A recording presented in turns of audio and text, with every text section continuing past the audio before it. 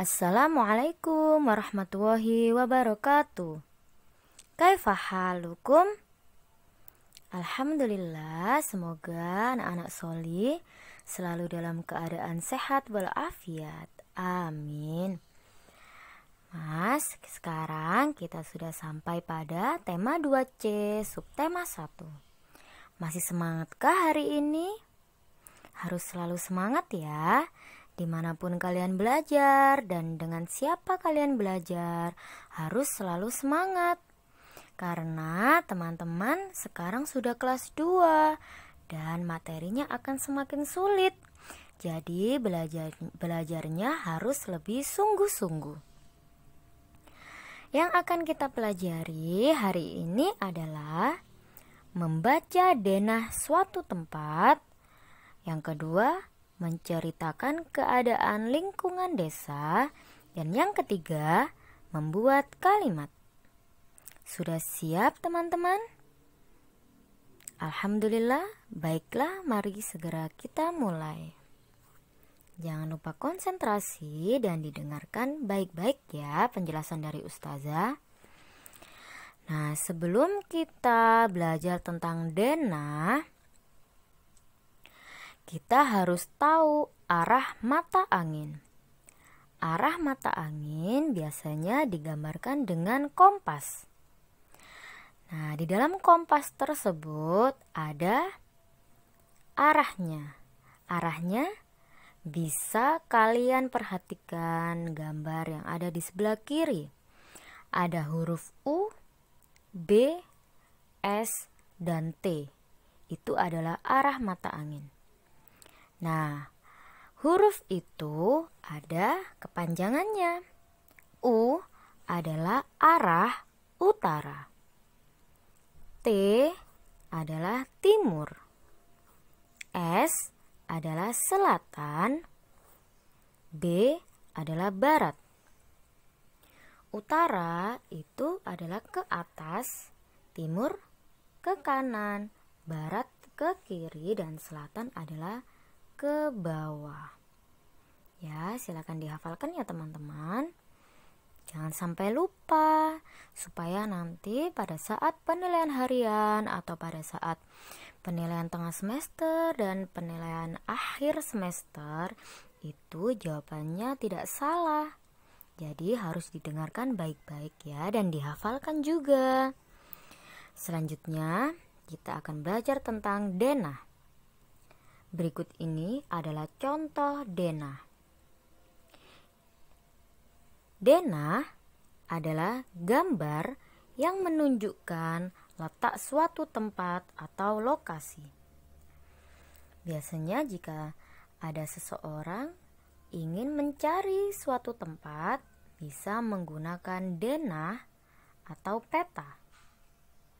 Denah itu lebih detail dan lokasinya lebih kecil ya daripada peta. Nah, ini adalah contoh denah jika ada seseorang sedang mencari kantor polisi, kita bisa melihat denah berikut.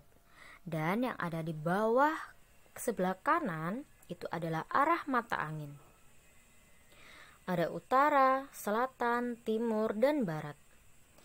Nah, jika posisi orang yang sedang mencari kantor polisi itu ada di SDN Cemara, maka harus berjalan ke utara, melewati Jalan Rinjani, kemudian belok ke barat, ke kiri ya, kiri itu sebelah barat. Lurus terus melewati Jalan Merapi. Nah, kantor polisi ada di sebelah selatannya Jalan Raya atau berada di depannya Pasar Gede. Nah, jadi lebih mudah kan jika kita mencari suatu tempat menggunakan denah. Nah, sekarang kita pelajari selanjutnya tentang denah. Nah, sekarang membaca denah. Nah, berikut ini adalah cerita Adit yang ingin pergi ke perpustakaan kota. Mari kita baca bersama-sama ya. Pulang dari sekolah, Adit hendak pergi ke perpustakaan kota. Tetapi Adit belum tahu arah menuju ke perpustakaan. Adit menggunakan denah untuk mengetahui letak perpustakaan. Nah, membaca denah itu harus teliti agar tidak tersesat. Berikut ini adalah denah yang digunakan Adit untuk menuju ke perpustakaan. Mari kita bantu Adit supaya tidak tersesat ya. Nah, berikut ini adalah denah lokasi dari sekolah Adit menuju ke perpustakaan. Ke perpustakaan ya, bukan ke pasar, ke perpustakaan. Nah, itu Adit sedang keluar dari sekolah. Keluar dari sekolah, Adit berjalan ke barat, lurus terus ke barat, melewati puskesmas, alun-alun, pasar di Jalan Anggrek, kemudian sampai di perempatan di Jalan Kenanga, dan perpustakaan berada di sebelah utara jalan. Nah, sampailah Adit di perpustakaan.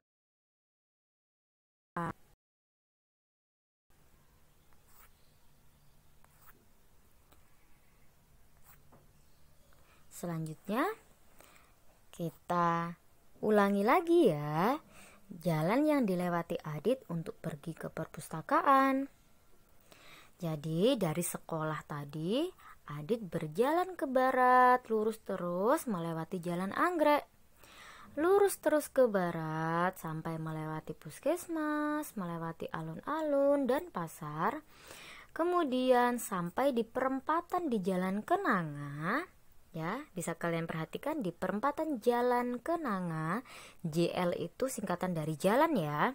Di Jalan Kenanga, perpustakaan berada di sebelah utara kantor polisi. Ada di depannya kantor polisi. Nah, alhamdulillah Adit sudah sampai. Sekarang kita membaca letak tempat pada denah. Bisa kalian perhatikan denahnya ya.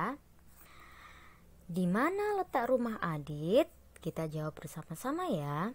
Di mana letak rumah Adit? Rumah Adit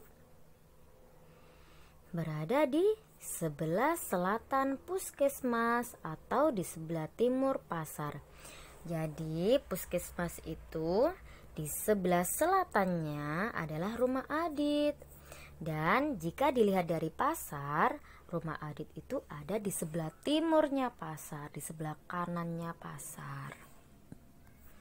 Kemudian soal yang kedua, terletak di jalan apakah perpustakaan? Kita cari perpustakaan.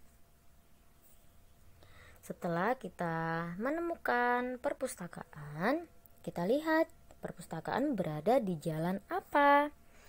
Nah, jadi perpustakaan terletak di Jalan Kenanga. Soal yang ketiga, apa saja yang dilewati Adit sebelum sampai ke perpustakaan? Jadi, saat Adit berangkat ke perpustakaan, yang dilewati Adit adalah puskesmas, rumahnya sendiri ya, rumahnya Adit, pasar, dan alun-alun. Sudah paham teman-teman?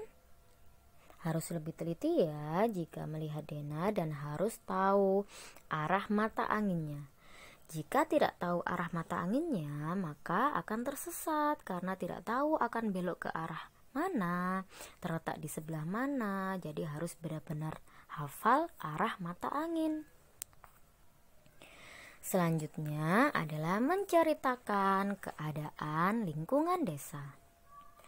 Nah, kalian bisa menceritakan keadaan tempat tinggal kalian ya.